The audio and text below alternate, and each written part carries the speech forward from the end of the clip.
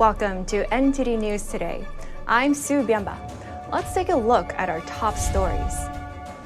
A possible paycheck protection program for East Palestine. Ohio Senator J.D. Vance proposes support for locals near the train wreck. A bunch of Hollywood actors are fed up with COVID vaccine mandates. They've called the vaccine medical experimentation and complained of potentially dangerous health risks. The Energy Department now says it is likely that COVID leaked from a lab. Some Republican lawmakers reacted to the news. Russia and China complete a naval exercise with South Africa, and the Belarusian president touts weapons cooperation with Russia as he gears up for a trip to China.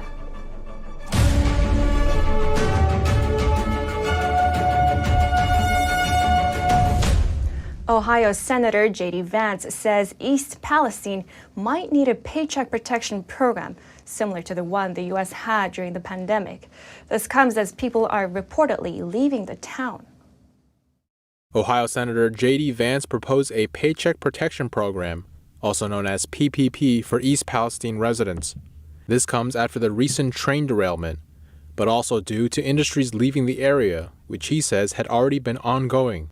Vance explained his stance in an op-ed for the Washington Post, writing, "Like many towns near Youngstown, Ohio, East Palestine had suffered substantially from the wave of deindustrialization that saw millions of jobs leave for China, Mexico, and other countries." The senator says the recent train derailment, which led to a burn of chemicals, is driving people and capital away from the town. He proposed introducing a PPP-style program to help businesses stay afloat, saying, "Without special refinancing, homeowners will be underwater as flight from the community drives home prices lower, decimating the tax base on which local schools and public services rely. Farms will require direct support. Underfunded schools will need help. East Palestine will need its own version of the Payback Protection Program." The pandemic-era PPP program reportedly saved around 3 million jobs at its peak in the second quarter of 2020. However, many say the program was also subject to heavy fraud. The Department of Labor's Office of the Inspector General issued this report a few months ago, saying that our analysis identified a total of $45.6 billion paid in potentially fraudulent unemployment insurance benefits. Some experts also believe the program, along with stimulus checks, may have contributed to the current high inflation economy. The senator's concern about people leaving East Palestine comes amid reports of residents staying in hotels rather than returning to their homes. News Nation writes that some locals are very concerned about the health symptoms they have. They feel they cannot return. One resident who reportedly lives 500 feet from the site of the derailment is staying at a hotel. He said, "I have numb tongue, confusion, headaches, dizziness. It's extremely difficult. I haven't been working, so where's the money coming from?" The resident added that his home was looted while he was gone. He says he's now leaving the state and doesn't know when he'll return. Turning to Michigan, some residents are still without heat or power after last week's winter storm. It coated trees and power lines in the southeast part of the state with ice, and the extra weight caused many to come down. NTD's Jeremy Sandberg has more on what people in Ann Arbor are going through. The ice storm in Michigan last Wednesday coated power lines and trees with half an inch of ice or more. High winds Thursday put around 600,000 DTE Energy customers in the dark at the storm's peak. Around 132,000 remained without power Sunday night. Reconnecting with neighbors and friends, and everybody's kind of getting reacquainted with each other. So that's the silver lining of these power outages. The city's densely populated areas were first on the list for repairs. Smaller communities with single-family homes have to wait longer for things to return to normal. Many are using backup generators to run electric heaters and keep freezers and fridges going. Those with gas stoves are boiling water and cooking to generate some warmth. I was at a friend's house who was also out of power, and they served me some tea because they had a gas stove, and then they also had a gas fireplace, so it was pretty comfortable in their living room. Some residents feel the city should invest more in infrastructure for reliability of power and utilities. We're used to having up to 10 days of no power every spring. This happens every other year, sometimes every year. And instead we're building beautiful, very extensive bike paths that I love. But I think in terms of priority, we really need to put burying power cables ahead of very beautiful bike paths. It's unfortunate that, there's been 20 or so years in which they could be investing all of our money into infrastructure or underground lines. Warming centers were set up at local libraries, community centers, and churches.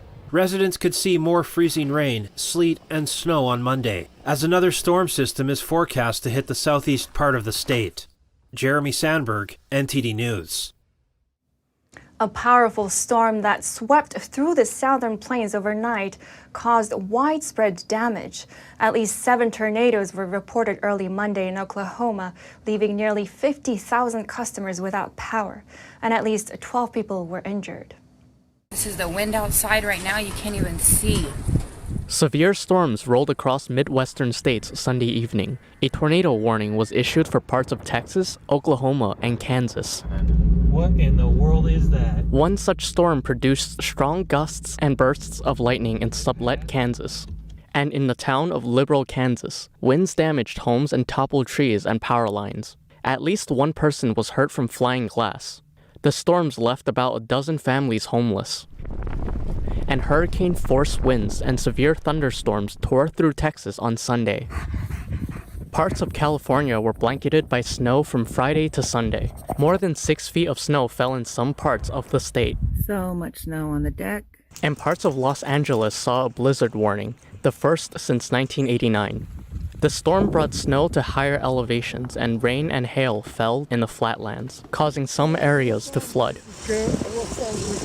Nearly 85,000 households and businesses were without power in the Los Angeles area. The storm is expected to move into the northeast. Mid-Atlantic to New York will face with heavy rain and some snow today. Up to 6 inches are expected in the Boston area by Tuesday. A large group of Hollywood actors say they've been locked out of their union buildings and blocked from competing for roles. This because they decided against taking the COVID-19 shot. NTD's Daniel Monahan has more. The actors say the mandate violates their right to informed consent and protection against what they characterize as medical experimentation. They add that there is now overwhelming proof of potentially dangerous health risks. Some actors also shared stories of the health problems they got after getting the vaccine. Actress Michelle Jubilee Gonzalez of Stargate Origins says she believes she developed both reproductive and cardiac-related health problems immediately after getting a COVID injection, while actress Lynn Marie Meiser-Jewski of Desperate Housewives and CSI New York says she developed several medical conditions after taking the shot, including peripheral neuropathy in one of her legs. The controversy heated up 3 weeks ago when the Screen Actors Guild Union, or SAG, decided not to end but extend COVID vaccine mandates and other protocols for members. Meanwhile, actor Woody Harrelson sent shockwaves throughout national media over his unscripted monologue mocking COVID vaccine mandates on Saturday Night Live. In talking about a fictional script he says he rejected, Harrelson said this: "The movie goes like this. The biggest drug cartels in the world get together and buy up all the media and all the politicians and force all the people in the world to stay locked in their homes, and people can only come out if they take the cartel's drugs and keep taking them over and over." I threw the script away, who's going to believe that crazy idea? The Mentalist actress Maya Dunbar says refusing the COVID injection has become like the scarlet letter in Hollywood. Actors say SAG is violating their Title VII rights, which require employers to accommodate employees' religious beliefs. It is the same argument under which healthcare workers have won lawsuits against hospitals that have denied them exemption from the vaccine. The executive director of SAG did not respond to requests for comment. Daniel Monahan, NTD News. Lawmakers and Chinese dissidents rally in the center of New York City. Their goal? To counter the Chinese regime's operations overseas. President Putin accuses the West of trying to break up Russia. Meanwhile, the West is growing more and more concerned about Chinese involvement. More in just a moment here on NTD News Today.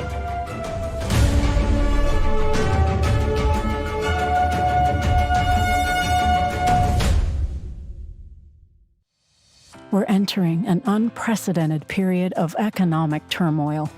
The economy is unstable, our government is in shambles, and the global war on energy has created a domestic crisis. Americans need a way to protect their financial future. One way to ensure your wealth in retirement is by purchasing physical gold and silver. We can help. You can roll any part of your retirement account into a gold or silver IRA. Better yet, you can open a gold or silver IRA in 5 minutes or less using our online application. Preserving your family's financial legacy is a choice that's always available to you. And when you're ready, we're here to help. Call us and speak to one of our IRA professionals. Let's build your financial legacy together. GSI Exchange, wealth for generations to come.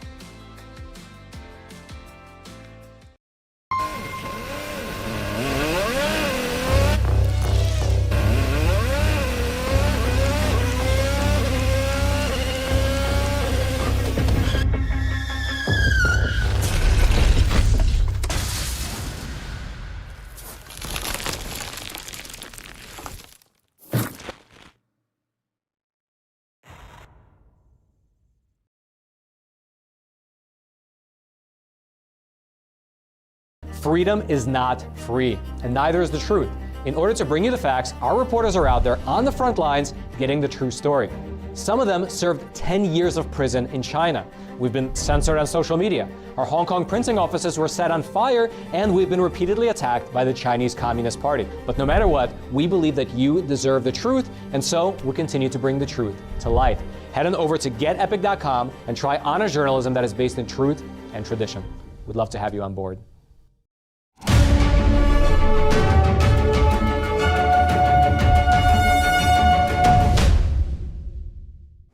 U.S. officials continue their search for the origin of the pandemic.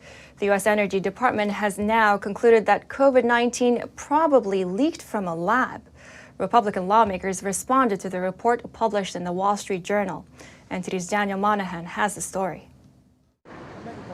The classified intelligence says that the virus likely leaked from the Wuhan Institute of Virology. Representative Jim Jordan reacted on Twitter saying, quote, "So the government caught up to what real America knew all along." The Energy Department was previously undecided on the issue, but it now joins the FBI in supporting the lab leak hypothesis. The Energy Department's judgment was made with low confidence. Senator Eric Schmidt wrote that, quote, "Fauci knew this immediately but dismissed it because of funding for the Wuhan lab. When Fauci spoke, big tech censored." Representative Andy Biggs also reacted, saying in his words, "Americans knew this from day one. Unfortunately, big tech and big government silenced them." Senator Josh Hawley wrote that Americans deserve the truth, while Representative Ken Buck says, quote, "Elites and academics owe everyone who had legitimate questions and concerns about the origins of COVID an apology." Meanwhile, Senator Tom Cotton says the Chinese Communist Party needs to be held accountable so this doesn't happen again. GOP lawmakers are ramping up investigations into the origin of COVID-19 and allegations of government and big tech censorship of the debate.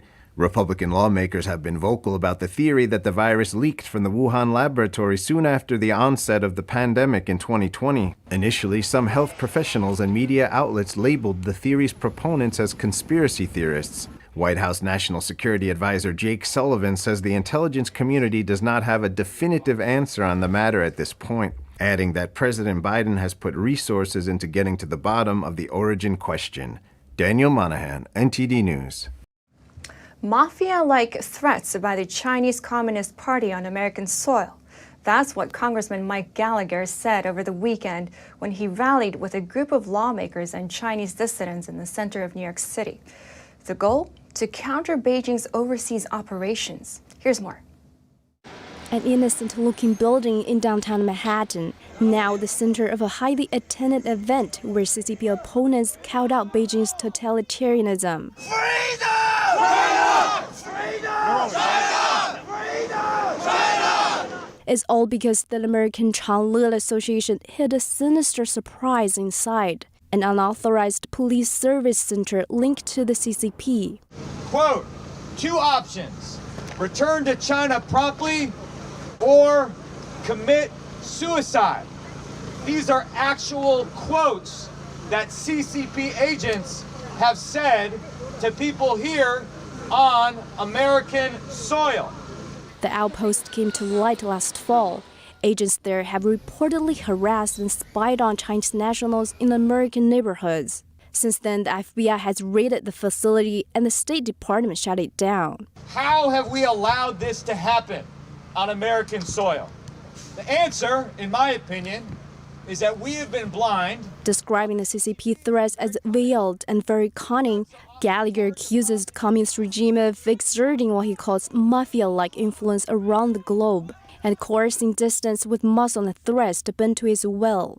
And like the mafia, they aren't afraid to make people disappear.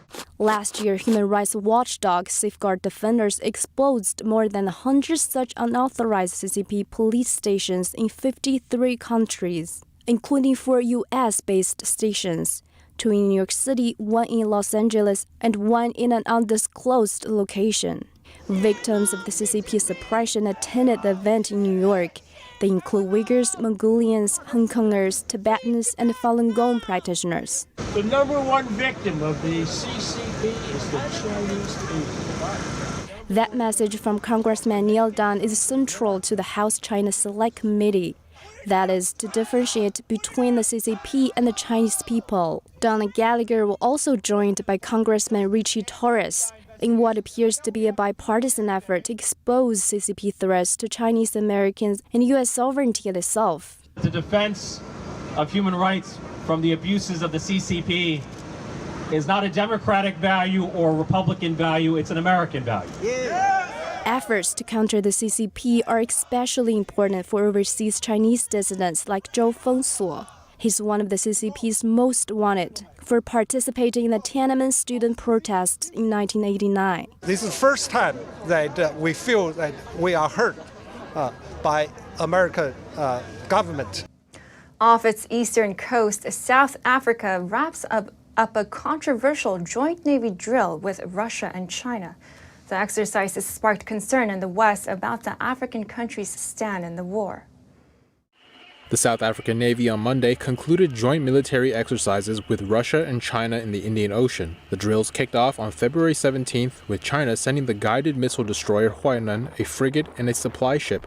Russia sent 2 ships from its northern fleet, the most powerful part of the Russian naval force. One of the 2, the Admiral Gorshkov frigate, carries the latest supersonic Zircon missiles, though none were fired during the exercise. Russia has used hypersonic missiles in various phases of the war in Ukraine.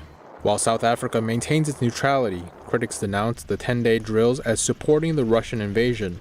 Meanwhile, Belarusian President Alexander Lukashenko reiterated cooperation with Moscow in weapons production. Thank you to those who preserved the industrial legacy of the Soviet Union, and therefore, together with Russia, we are capable of manufacturing any type of weapon.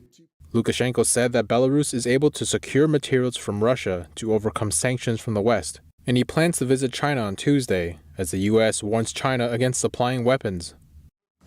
U.S. officials are concerned about the potential support from China to Russia. Meanwhile, Russian President Vladimir Putin accuses the West of trying to destroy Russia. NTD's Kos Temenes has the details. As the war in Ukraine has entered its 2nd year, tensions between NATO allies and Russia are mounting. Russian President Vladimir Putin has openly accused Western leaders of trying to break up the Russian Federation. During an interview with local Russian media, he stated that NATO has the goal to inflict a strategic defeat on Russia so that the Russian people suffer. He alluded to the West's nuclear potential, as well as ongoing efforts to supply Ukraine with billions of dollars worth of weapons. This weekend's G20 meeting saw the majority of countries condemn Russia's offensive on Ukraine, but concerns of possible support from China is growing. As U.S. officials say they are confident China is considering sending lethal aid to Russia, which according to officials will come at real costs to China. But that's not the only concern. The alliance between Russia and Iran is moving at a, quote, disturbing pace, according to CIA Director William Burns. Speaking on CBS's Face the Nation on Sunday, Burns said Iran's leaders have not reached a decision on whether to resume their weaponization program. Meanwhile, the Biden administration reaffirmed its support for Ukraine and said that more than 50 nations will be ready to assist Ukraine's defense efforts. Kos Temenes, NTD News. Coming up, a Parisian artist turns a plastic waste into floral artwork. Vibrant purple tulips and the delicate yellow blossoms bring his studio to life. And the Producers Guild of America honors Tom Cruise with a Lifetime Achievement Award. We'll have the details soon when we return.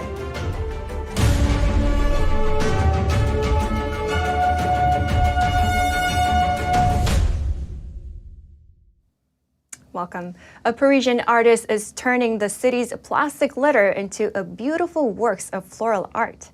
NTD's Andrew Thomas has more on his creative process. Vibrant purple tulips and delicate yellow blossoms bring this studio to life. The thing is, they're not real flowers. They're made from recycled plastic. French artist William Amour turns litter from the streets of Paris into beautiful flowers. What happens is, when I pick up that mass-market product that has been discarded, I don't even know what it will become. It'll be cleaned. It'll go in my stockroom where everything is classified according to the nature of the waste. This allows me to have a library of materials where I'll find all sorts of litter. It took Amour 15 years to develop his intricate technique. In his studio, plastic bottles are turned into cutouts. Plastic bags are turned into pleated and creased sheets. The meticulous process takes time. I'm working on pleating plastic bag material. It's pleated and creased in a technical manner, and so each pleat is made one by one. For example, to make one petal, with my experience, I easily need half an hour to make one petal. The artist also sees Paris's sidewalks as a gold mine for cigarette butts. You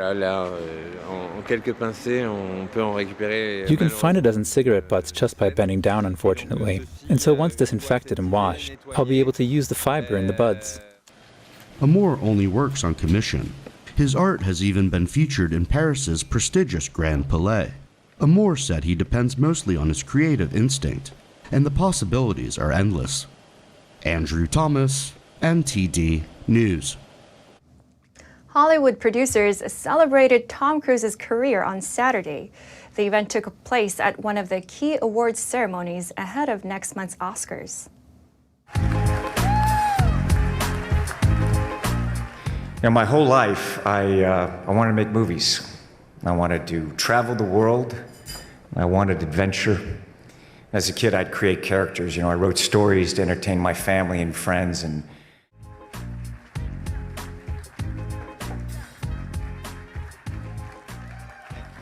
The Producers Guild of America honored Cruise with a Lifetime Achievement Award. The 60-year-old Cruise rose to fame as the star of Risky Business, Cocktail, A Few Good Men, and other films. His producing credits include Vanilla Sky, The Last Samurai, the Mission Impossible movies, and The Maverick. That film hauled in nearly $1.5 billion at worldwide box offices. Maintaining close ties with friends and partners is critical to your well-being. Let's find out why that is. Here's Gina Marie with Strong Mind and Body.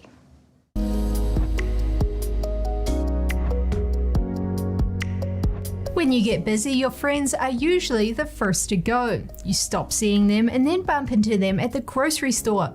You decide a meetup is due, but it almost never materializes. Your spouse, partner, or family members can also fall away. But taking time to strengthen those bonds can aid health in a number of ways. Strong friendships are part and parcel to a healthy lifestyle, similar to working out and eating well. There is research to support the idea that strong relationships contribute to better health. In fact, good relationships are positively associated with immune health, sleep quality, insulin regulation, cardiovascular health, gut health, and cognition. It might make sense to start carving out more time for friends and partners. Using friendship as the template for familial or romantic relationships can help to make you feel better. One of the biggest ways cooperative and reciprocal relations can aid health is stress relief. Stress can impact a number of health markers. Good quality relationships have been shown to reduce stress. A study found that a lack of strong relationships could increase the risk of premature death by a whopping 50%. That's roughly the same risk on mortality as smoking 15 cigarettes per day. It's also higher than obesity or physical inactivity. Author Lydia Denworth said that most people have 4 very close relationships. She also said that few people are capable of sustaining more than about 6. The data indicates that when it comes to health benefits, friendship quality may outperform quantity. Maybe you've been meaning to reach out to some friends, or maybe rekindle the relationship with your partner. Either way, it could have major benefits on your health. It appears that good friends lead to good health. And that's all for tonight. Thank you so much for joining us. We're going to put our email address on screen. We'd love to hear from you. For podcasters, that's news.today@ntd.com. I'm Sue Byamba, NTD News in New York City.